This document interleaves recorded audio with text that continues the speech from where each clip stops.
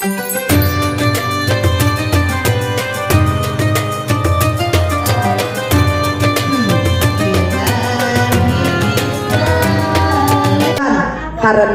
Nabi Muhammad disusukan oleh Siti Halimah yang asalnya dari pedalaman desa, sehingga pada saat disusukan Nabi Muhammad itu desa-desa di sekitarnya itu menjadi subur makmur, menjadi subur makmur. Itulah Allah sudah memberikan keberkahan kepada manusia atau tetangga sekitar pada saat Nabi Muhammad dilahirkan.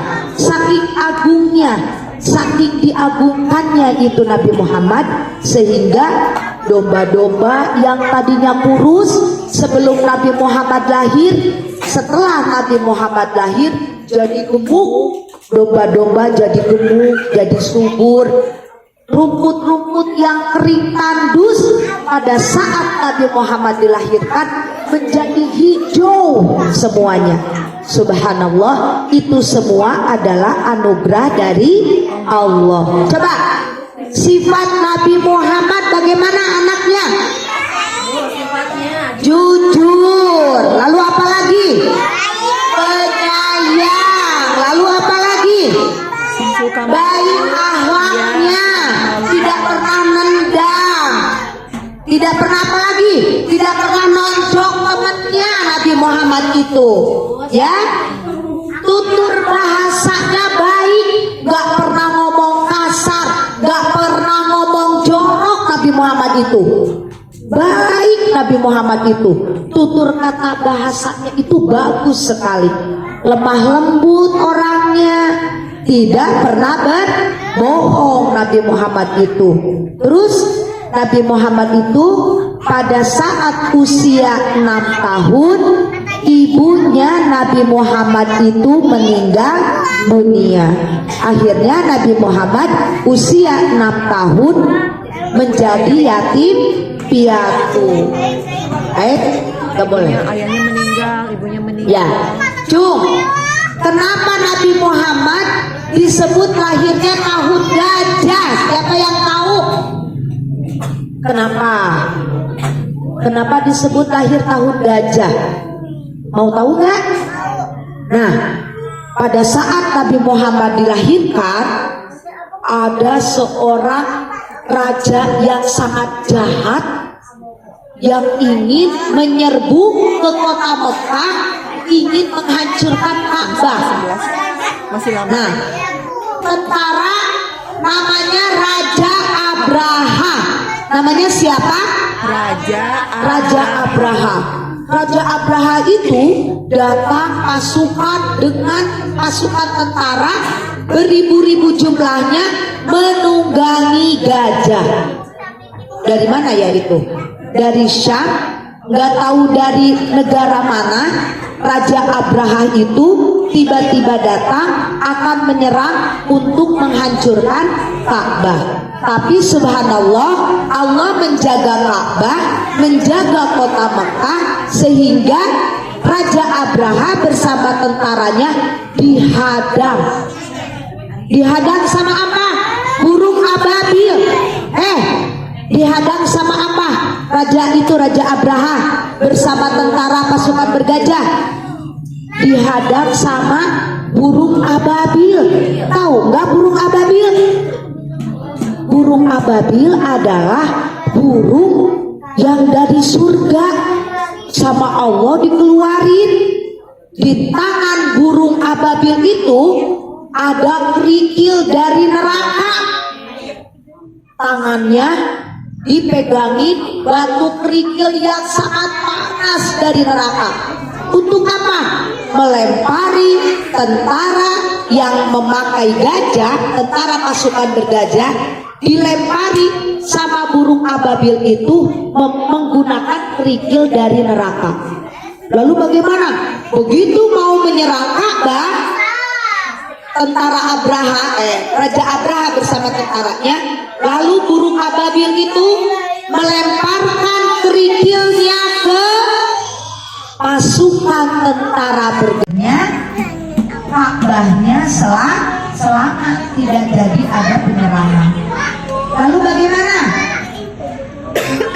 Kita harus cinta kepada Nabi Muhammad. Makanya karena Nabi Muhammad lahir di bulan Maulid atau 12 Rabiul Awal, kita harus senang, harus memperingati, memeriahkan hari kelahiran Nabi Muhammad. Ya, kalau panjang-panjang Ibu yakin pasti ini gak akan terserap ya. Kamu ada 5 menit juga udah MSN. Ulangi lagi ya. Ayo, ulangi lagi. Ayo. Ya. Nabi Muhammad itu siapa? Utusan Allah. Nabi Muhammad itu utusan Allah. Jadi Allah itu menyuruh sholat, menyuruh melarang segala hal aturan ajaran Islam itu. Allah itu memberikan risalahnya kepada Nabi Muhammad, lalu disebarkan oleh Nabi Muhammad sampailah kepada kita risalah itu. Apa saja ya? Harus sholat, harus puasa, harus zakat, harus pergi haji kita. Itu adalah risalah yang dibawa oleh Nabi Muhammad. Tuh, siapa yang tahu siapa nama ibunya Nabi Muhammad? Siti Aminah. Tuh, siapa yang tahu ayahnya Nabi Muhammad? Abdullah. Siapa yang tahu ibu susunya Nabi Muhammad tadi? Ibu Siti Halimatus Sa'diyah, itu adalah ibu susunya.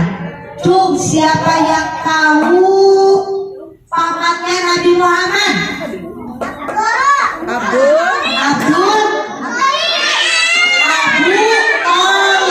pamannya Nabi Muhammad Abu Thalib.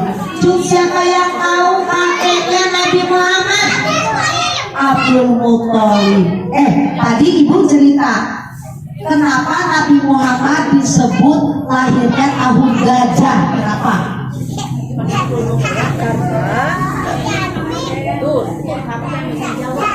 Siapa yang menjawab? Tentara bergajah ingin menyerang Ka'bah. Pada saat gajah menyerang Ka'bah, pada hari itu Nabi Muhammad dilahirkan. Makanya disebut tahun gajah. Tuh, tentara raja yang jahat yang akan menghancurkan Ka'bah siapa namanya? Raja Ab. Siapa? Abraham. Raja Abraham. Raja yang paling jahat. Siapa yang melempari batu ke tentara yang pasukan bergajah? Siapa? Burung apa? Seekor apa? Seekor burung apa namanya? Burung ababil. Ya. Dilempari apa gajahnya? Kerikil. Kerikilnya dari mana? Merah. Dari neraka. Panas enggak? Panas sampai bolong-bolong itu tentara. Gagaknya bolong, badannya bolong, gajahnya bolong, semuanya bolong dan semuanya meninggal, tidak bersisa karena dilempari oleh kerikil dari neraka sama burung ababil tadi. Ih, serem enggak? Karena kerikilnya dari neraka. Nabi Muhammad dalam keadaan apa ketika lahir? Bersujud. Lalu apa lagi? Sudah diapakan Nabi Muhammad itu? Sudah dihitam ya. Yang belum dihitam, anak-anak nanti harus mau dihitam ya, karena itu sunat Nabi ya. Coba sifat Nabi Muhammad bagaimana? Ayo, satu. Ayo Nabi Muhammad kecil. Sifatnya gimana? Penyayang, pintar, suka nonjok Nabi Muhammad. Suka mukul nggak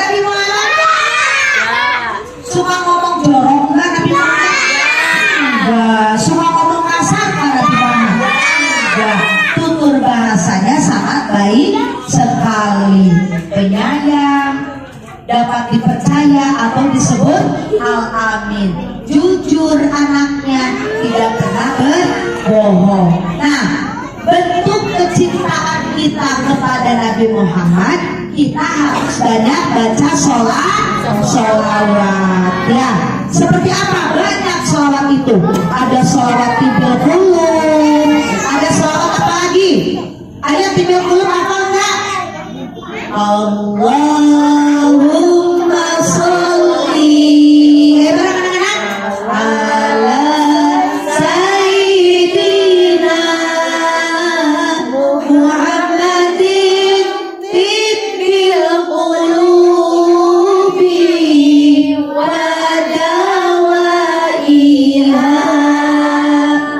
wa afiyatil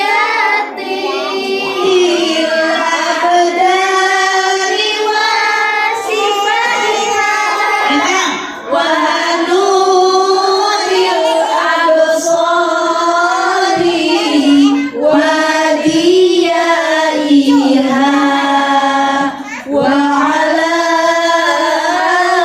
alihi wa sahbihi wa sallim. Barang siapa yang senang bersolawat kepada Nabi Muhammad, maka kelak kita akan mendapatkan syafaatnya Nabi Muhammad. Amin ya robbal alamin.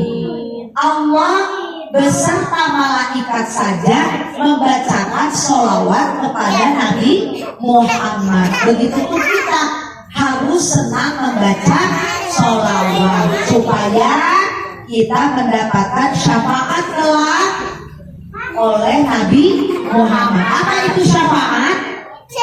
Pertolongannya Bu, ubun-ubunnya disolawatan ya. Jangan ini mah mau pada anak makan hati metro HP gitu ya. Mau bagaimana anak lembut hatinya. Jadi alangkah baiknya kalau ngerendeh anak-anak tuh, ngelorin anak itu dibacain sholawat terus-terusan, dibacain al-insyirah, ditiupkan ke embun-embunnya. Pada saat anak mau ngelayang, sama kita diafirmasi, Dek, jangan nakal ya, harus apa? Harus nurut pesan bunda, pesan mama, pesan ibu guru. Itu pas pada ngeliat tuh, itu tuh kalau misalkan kok anak saya tanya ibu terus dicandosa tapi itu duduk baik. Nah, supaya masuk ke otaknya kata-kata kita itu ada bercapainya kurang terus bergerak.